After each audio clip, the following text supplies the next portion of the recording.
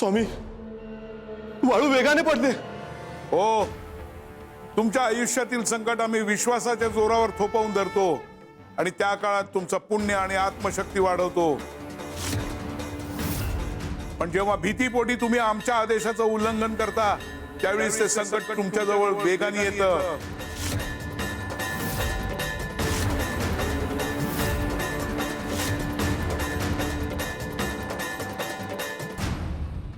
स्वामी, माझ्या आयुष्यातलं सगळ्यात मोठं संकट म्हणजे माझ्या वेदचा होणारा अकाली मृत्यू. म्हणजे हे संकट आता वेगाने येणार.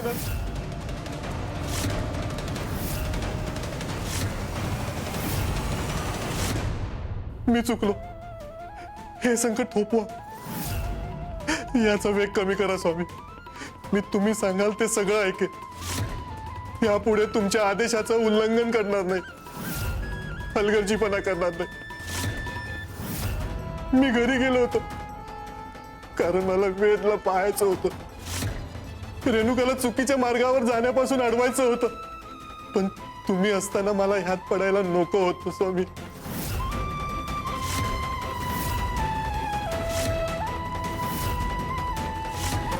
तुझी चूक गंभीर आहे. संकट लवकरच तुझ्या जवळ येऊन ठेपणार आहे.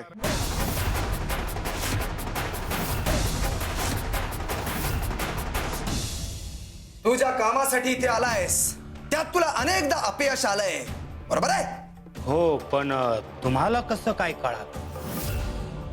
गुरुदेव गुरुदेव गुरुदेव हे सिद्ध महापुरुष आहेत. त्यांना भक्तांच्या मनातलं सगळं कळतं. आणि तसे सिद्ध महापुरुषाकडे 30 लोक येतात जे सगळे उपाय करून थकतात. गुरुदेव गुरुदेव. महाराज, माझं काम होईल असं बघा. काय काम आहे? कामाचं स्वरूप कळल्याशिवाय ते होणार की नाही हे कसं सांगणार? बोल. सांगतो. एका माणसाला संपवायचं. तो माझा शत्रू आहे.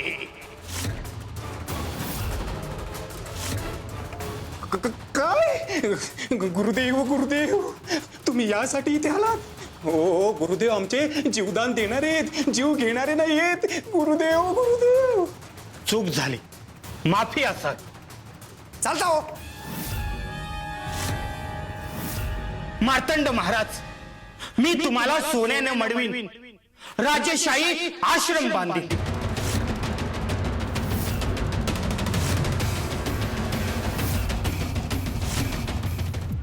फक्त उपाय सुचवा महाराज. गुरुदेव गुरुदेव गुरुदेवांना पैशाने विकत घेता येत नाही. त्यांना भक्तीने जिंकावं लागतं. गुरुदेव गुरुदेव. मी तयार आहे. तुम्ही सांगाल ते करेल, माझी भक्ती सिद्ध करायला. स्वीकारलंय.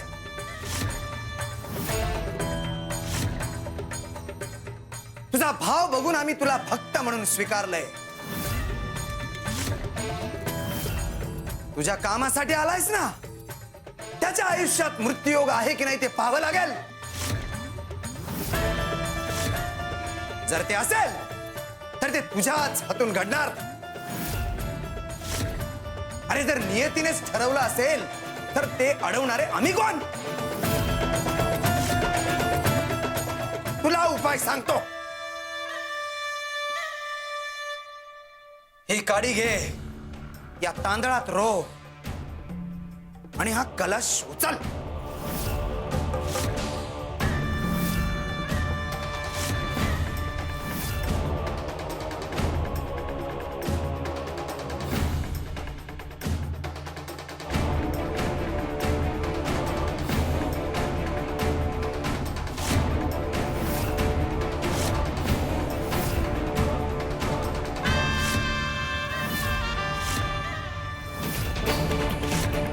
पुन्हा एकदा करून बघ.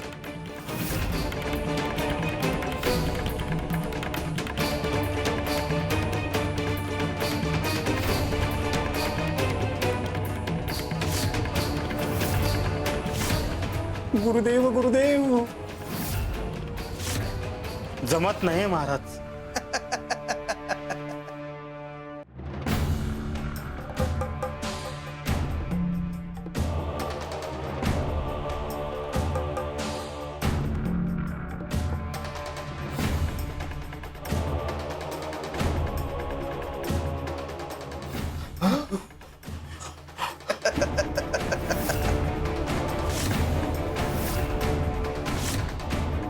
काडी वर खाली केल्यावर तांदळातली हवा निघते, मग काडी घट्ट बसते.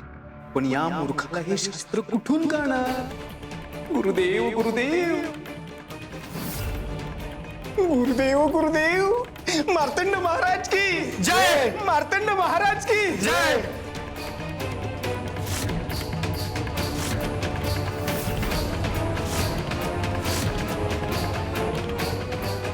तुझं काम होणार.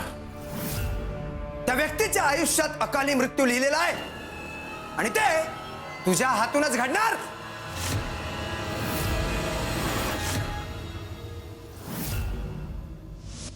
का काळजी करता तुम्ही? तुम्हाला किती वेळा सांगितलं, आज्ञे विणा काळ नानी त्याला, परलोकीही ना भीती तयाला. हे वचन कधी विसरू नका.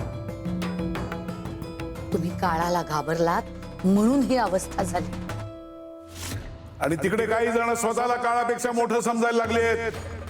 लोकांना अज्ञानी समजतात, पण ते स्वतःच अज्ञानी आहेत. शिवशंकर शंभो. महाराज, आमच्याकडून छोटीशी भेट स्वीकार करा.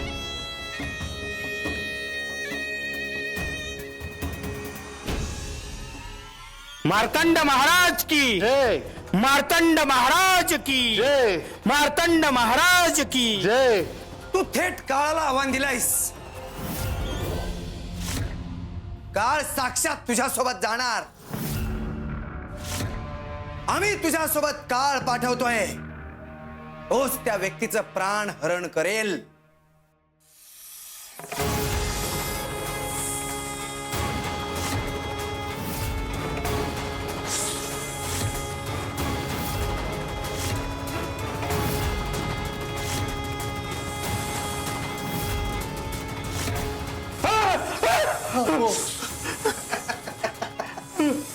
घाबरू नका. आज तो काळ.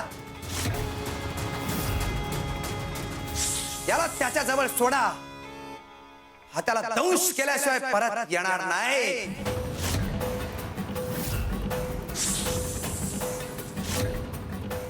याचं काम झालं की हा माझ्यावर धनाचा वर्षाव करेल.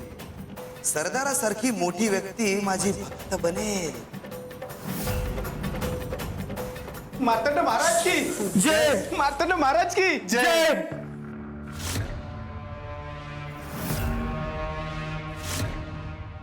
काळाशी खेळणाऱ्यांना काळच काळ दाखवतो, तसंच नियतीशी खेळणाऱ्यांना नियतीच उत्तर देते. हे तुला माहिती नाहीये. खेल अब शुरू हो चुका है. इसके नियम अब समय तय करेगा. शिवशंकर शंभो. वेद उठ ना. वेद बघ ना माझ्याकडे. बाळा डोळे उघड ना. वेद असं का करतोस? उठणार रे. बघ ना तुझी आई काय बोलतीये. वेद वेद डोळे उघड ना. वेद वेद. ताई काय झालं वेदला? अरे बघ ना गौतम, हा डोळेच उघडत नाहीये. याला काय झालंय? वेद वेद. रात्रीपासून याच्या छातीत दुखत होतं. मी मार्तंड महाराजांचं नामस्मरण केलं. त्यांनी सांगितलेला उपाय पण केला, पण काहीच फरक पडत नाहीये. असं कसं रे गौतम? मार्तंड महाराज बोलले होते ना, वेदला वाचवतील, त्याला बरं करतील. मग काय झालं? माझा वेद डोळे का नाही उघडत आहे? काय करू रे मी? हा अचानकच विवळायचा थांबला आणि असा पडू नये जसं काही. ताई ताई ऐक माझं. तू आत्ताच्या आत्ता मार्तंड महाराजांकडे जा. त्यांना सगळं काही सांग. ते नक्कीच काहीतरी करतील. आपलं कुठं चुकतंय ते तरी सांगतील किंवा काहीतरी उपाय तरी सुचवतील. हो हो हो. वेद वेद उठ ना. वेद डोळे उघड ना. वेद. मार्तंड महाराज वेदला वाचवा. वेद वेद मार्तंड महाराज की जय, मार्तंड महाराज की जय. वेद वेद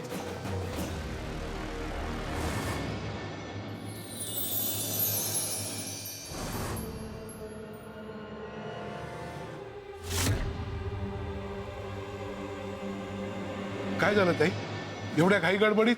माझ्या वेदची अवस्था खूप वाईट आहे. त्याला श्वासही घेता येत नाहीये. मी बघतो त्याला. तुम्ही कोण? वैद्यबुवांचा थोरला भाऊ.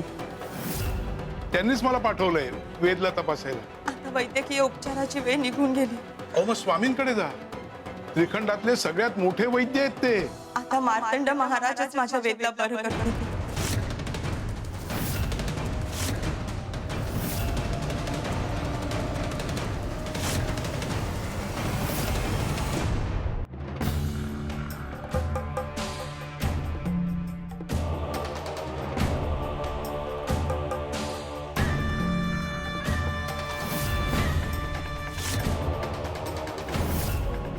गुरुदेव गुरुदेव.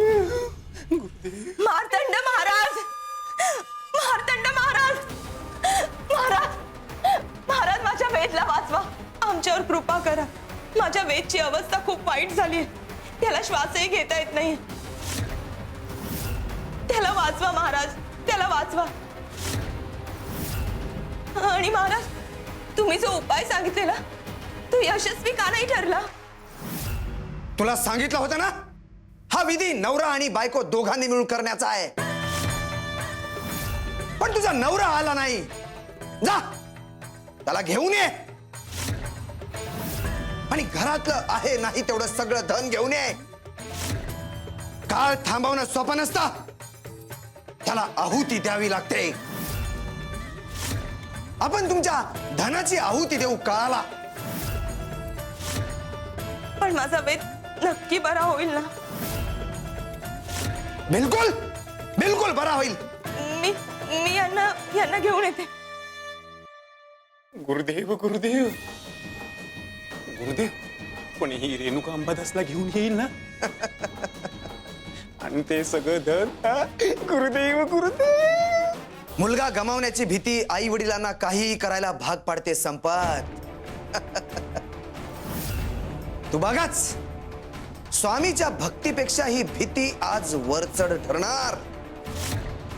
मग काय, अंबादास सारखा सावकार आपल्याला शरण येणार.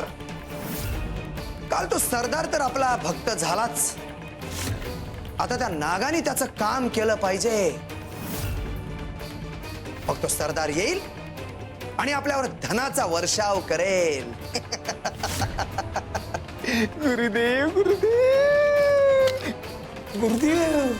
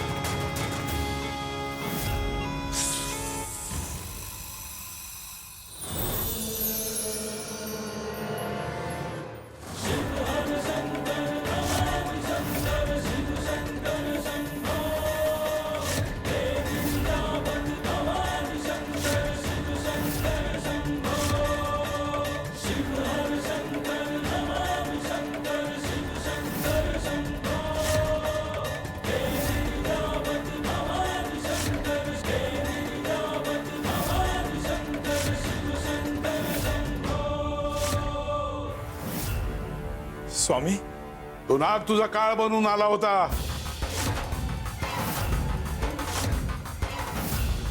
स्वामी म्हणजे काल रात्री तुम्हीच मला दुसऱ्या कक्षात झोपायला सांगितलं आणि स्वतः इथे झोपलात.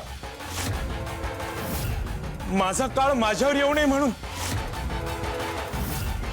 स्वामी खरोखरच तुम्ही धन्य आहात.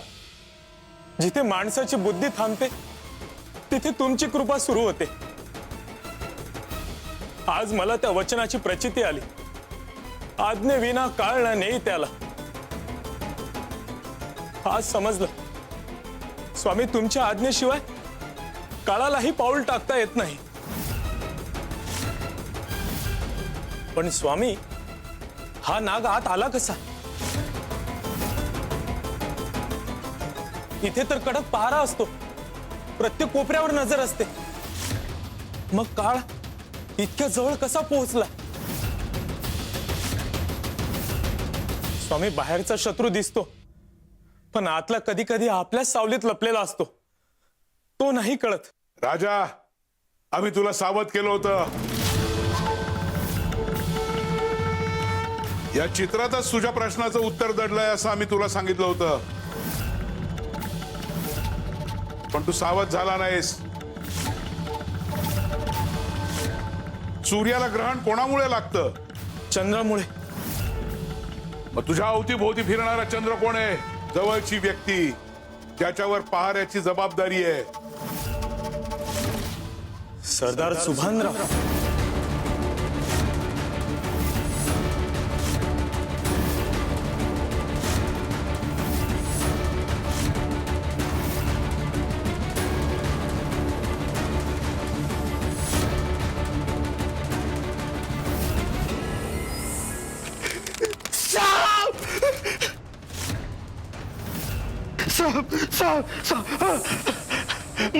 महाराज मला माफ कर. स्वामी चूक झाली, क्षमा करा स्वामी.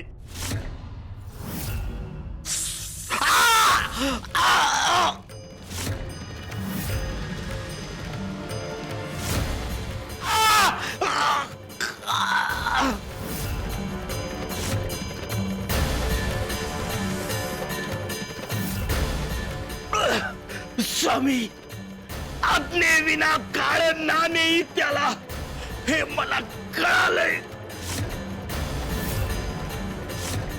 तुमच्या आज्ञेशिवाय काहीच घडत नाही. काळाशी खेळायला गेलास, काळ सुद्धा काळ बनला. आता भोग कर्माची फळं. स्वामी स्वामी वाचवा. श्री स्वामी समर्थ. राजा, तुझ्या नशिबात अकाली मृत्यू नव्हताच. ज्याच्या नशिबात आहे त्याचा आता अंतिम संघर्ष सुरू झालाय.